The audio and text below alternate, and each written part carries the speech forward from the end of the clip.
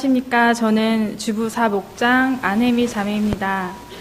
먼저 부족한 제가 큰빛 성도님들 앞에서 이렇게 간증을 할 수 있는 기회를 주신 하나님께 감사드립니다. 먼저 제가 오늘 침례를 받는다고 해서 저희 애기 아빠가 오늘 저를 같이 이제 처음으로 오늘 교회를 왔는데요. 제가 오늘 간증문을 읽는다는 건 몰랐어요. 많이 지금 당황했을 텐데, 부족한 제 간증문을 듣고 조금이나마 애기 아빠도 하나님을 좀 느낄 수 있는 시간이 됐었으면 좋겠습니다. 저는 1984년 서울에서 태어나 유년 시절부터 성년이 되기까지 경기도 안양에서 자랐습니다. 할머니는 작은 장로교회 권사님이셨고 어머니는 집사님이셔서 자연스럽게 교회 생활을 하였습니다. 학생부 시절 교회 오빠를 짝사랑했었고 그 오빠를 보기 위해서 열심히 교회를 나갔던 것 같습니다. 그러던 중 교회의 불미스러운 사건으로 인해서 성도들은 교회와 등을 돌렸고 저의 가족 또한 교회를 그만 다니게 되었습니다. 그렇게 저는 하나님을 멀리하며 살았습니다. 20살이 되고 대학교 입학을 할 때쯤 할머니께서 암에 걸리셨고 7남매가 있으심에도 불구하고 할머니를 모시겠다고 하는 자식은 없었습니다. 저희 어머니는 생계를 위해서 일을 하셔야 했고 결국 제가 할머니의 병간호를 하게 되었습니다. 학교 가기 전에 할머니의 아침을 챙겨드렸고 또 점심을 머리맡에 두고 학교를 갔습니다. 학교 수업이 끝나면 저는 집에 가기에 바빴고 또 할머니의 저녁을 챙겨드리고 목욕을 시켜드리면 저희 하루가 끝이 나곤 했습니다. 그때 저는 고모들과 삼촌들이 너무 원망스러웠고 어머니가 일을 하실 수밖에 없는 상황을 만드신 아버지도 너무 원망스럽고 미웠습니다. 스트레스를 많이 받은 저는 밤마다 방에서 술을 마시고 잠드는 날이 많았고 약 1년 뒤 할머니는 돌아가셨습니다. 하지만 저는 할머니가 돌아가셨다는 슬픔보다는 해방감에 홀가분한 마음이 컸습니다. 얼마 뒤 대학을 졸업하였고 약 15군데 이상의 회사의 면접에서 떨어졌습니다. 항상 저는 다른 사람들보다 심이 약하고 걱정이 많은 저는 수면제를 먹어야 잠을 이룰 수 있는 날이 많았습니다. 그러던 중 1년쯤 되었을 때 마침내 큰 기업의 비서로 입사를 하게 되었습니다.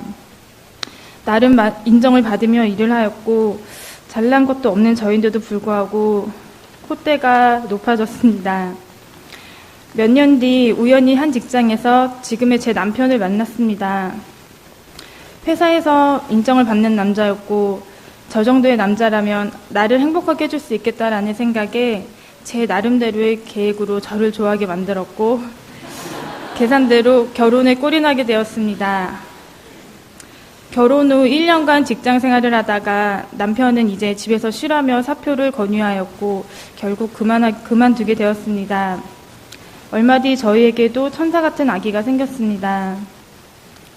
하지만 행복도 잠시 아기가 태어나자마자 신랑은 지방으로 발령을 받았습니다. 그렇게 저희 가족은 생이별을 하였고 지금까지 3년 이상 주말 부부로 지내고 있습니다. 그저 예쁠 것만 같았던 아기도 저에겐 혼자서 너무 버거웠고 밤이 되어도 아무도 들어오지 않는 집이 너무 싫고 외로웠습니다. 그렇게 또 저는 아이를 재우고 혼자 술을 마시는 버릇이 생겼고 밖에 나갈 수 없는 저는 사람들을 집에 불러 술을 마시는 것을 즐겨야 했습니다. 아이의 돌이 지나고 어린이집에 맡겼을 때쯤 시간이 많이 생긴 것을 아신 시부모님께서 자주 저를 부르시곤 하였습니다. 저희 아버님께서는 김치를 매우 좋아하셔서 자주 담갔어야 했고 매주 토요일 저희는 시댁을 찾아가 점심을 해드리곤 했습니다. 하지만 며느리인 저에게는 효도한다는 기쁨보다는 부담감이 매우 컸고 어쩔 수 없이 남편에게 짜증을 많이 내고 저희는 다투는 횟수가 점점 늘어났습니다. 마음의 평안이 필요했던 저는 유명한 점집도 다녀보고 부적을 만들어 몸에 지니고 다니기도 했습니다. 하지만 그런 행동은 남편의 눈살을 찌푸리게 만들었고 결코 우리 부부에게 도움이 되지 못한다는 것을 알게 되었습니다. 그러던 중 어느 날 더 이상 이렇게 마음이 가난한 상태로 살아서는 안 되겠다는 생각에 다시 교회를 다니고 싶은 생각이 문득 들었습니다. 남편에게 교회를 다녀도 되겠느냐 물어봤고 주말밖에 가족 얼굴을 볼 시간이 없는 남편은 반대를 하였습니다. 결국 저는 매주 수요일이라도 교회를 다녀야겠다는 생각에 고등학교 동창이 다니는 교회를 1년간 다녔습니다. 하지만 저는 달라지는 것이 없었고 옆에서 저를 끌어주는 사람이 없어서인지 제 믿음은 더 이상 성장하지 않았습니다. 그렇게 저는 동네의 교회를 둘러보았고 혼자 몰래 가서 예배를 드리고는 했지만 결국 제 교회는 찾지 못했습니다. 항상 저는 주님, 아직 저를 버리지 않으셨다면 저의 교회를 만나게 해주세요.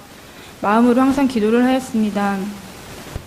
그러던 중 아이의 어린이집 등하원을 하며 가끔 눈 인사를 했던 옆동의 하은이 엄마 혜진 자매를 놀이터에서 우연히 만났습니다. 혜진 자매는 저의 얘기를 들었고 저에게 하나님은 승아 엄마를 많이 사랑하시고 지금도 기다리고 계셔 라고 말을 해줬을 때 뭐라고 설명하기 힘든 눈물이 났고 처음으로 대화를 해본 두 아기 엄마는 하나님의 얘기로 눈물을 흘렸습니다. 하지만 오랜 시간 동안 장로교회를 접했던 저는 침례교회라는 말에 걱정이 되었지만 뭔지 모를 끌림에 첫 예배를 드리게 되었습니다. 저는 교회를 다니면서 한 번도 설교 말씀이 귀에 들어온 적이 없었습니다. 첫 목사님의 설교 말씀은 제가 펜을 들고 적고 싶은 마음이 들게 하였고 심지어는 말씀이 끝나서 아쉬운 마음도 들곤 했습니다. 크고 놀라우시며 천사보다 높으신 예수님에 대한 사랑을 어찌 말로 다 표현이 안 되어 안타까워하시는 목사님의 간절함이 제 마음에 깊숙이 다가왔습니다. 어느 날 나도 구원받고 싶다. 예수님을 알고 싶고 이제는 다른 삶을 원하는 분은 오른손을 들으세요. 라는 말씀을 하셨을 때 저는 너무 들고 싶지만 부끄러워 손을 들지 못했고 그 다음 주에 9월 18일 용기를 내어 손을 들었습니다. 그 순간 윤영윤 목자님께서 저를 살짝 데리고 가셨고 말씀들을 하나하나 읽어주실 때에 정말 하나님께서 분명히 살아계시는구나. 죄인인 나를 많이 기다리고 계셨구나. 확신에 찬 눈물이 났고 예수님을 나의 구주로 받아들이고 영접한 후 조금씩 삶의 변화들이 나타나기 시작했습니다. 항상 맥주 한 캔을 마셔야 잠이 들었던 저였고 매주 금요일이 되면 아이 아빠는 제 기분을 맞춰주기 위해서 막걸리를 사오곤 했습니다. 그 시간은 제 삶의 유일한 낙이었습니다. 많은 성도님들 앞에서 제 이야기를 꺼낸다는 것 자체가 너무 부끄러운 일이지만 전 지금 제 앞에 앉아있는 제 남편과 성도님들, 나를 보고 계시는 하나님 앞에 이제는 주님의 자녀로서 다른 삶을 살겠다는 믿음의 선포를 하고 이제부터는 하나님의 말씀에 순종하고 이행하는 것이 진정한 크리스찬의 모습이라고 생각하게 되었습니다. 이렇게 저는 구원을 받은 후 아이를 재우고 성경을 읽기 시작했습니다. 예전에는 지루하게만 했던 성경 구절들이 조금씩 이해가 되기 시작하였고 진실로 진실로 내가 너희에게 이르노니 라는 주님의 간절한 말씀들, 주님은 나를 이렇게 사랑하셔서 부르짖으시는데 왜 나는 지금껏 내 마음대로 내가 하고 싶은 대로 살아왔는지 너무 죄송하고 또 죄송했습니다. 빌립보서 4장 6절에서 7절 말씀, 아무것도 두려워하지 말고 오직 모든 일에 기도와 간구로 너희가 요청할 것들을 감사와 더불어 하나님께 알리라. 그리하면 모든 이해를 뛰어넘는 하나님의 평강이 그리스도 예수님을 통해 너의 마음과 생각을 지키시니라. 하나님은 항상 두려워하고 생각과 걱정이 많은 저를 이 말씀으로 제 마음의 평안을 선물해 주셨습니다. 침례를 받기 전 101 첫 번째 수업 중 제 마음에 문득 찔리는 것이 있었습니다. 예전 점집을 다니며 만들었던 부적을 아직도 가방에 지니고 있었습니다. 목자님께 사실대로 고백을 했고 저는 목자님, 무당이 그러는데 부적을 함부로 태우면 큰일 난대요. 목자님 웃으시며 해미자매 어서 박공기 가져와. 내가 태워줄게. 목자님과 혜진자매와 저는 그렇게 웃으며 부적을 태웠습니다. 하나님 앞에 부적은 그저 무의미한 종이에 불과했습니다. 얼마 전 시어머니께서 겨울 동치미를 잠그자며 또 건너오라고 하셨습니다. 물을 30개 이상 닦으면서 잠시 시험에 들기도 했지만 기도를 했습니다. 주님, 부모님을 도와드릴 수 있는 환경과 여건 주심에 감사드립니다. 저에게 거뜬히 물을 닦을 수 있는 건강한 팔을 주시고 건강과 복 주심에 감사드립니다. 물론 아직도 아이 아빠에게 조금씩 짜증을 내고 있지만 노력을 하려고 합니다.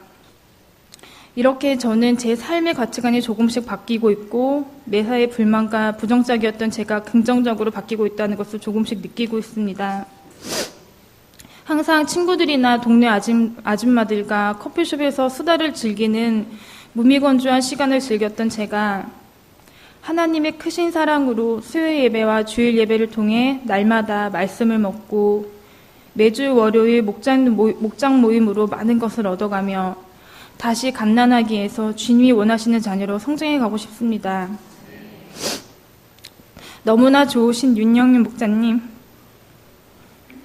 나에게 너무나 큰 힘이 되고 큰 힘이 되고 하나님을 만나게 해준 혜진자매, 항상 저의 고민을 들어주고 기도해주는 목장 식구들, 주님께서 저에게 너무나 큰 선물 주심에 감사하고 또 감사드립니다.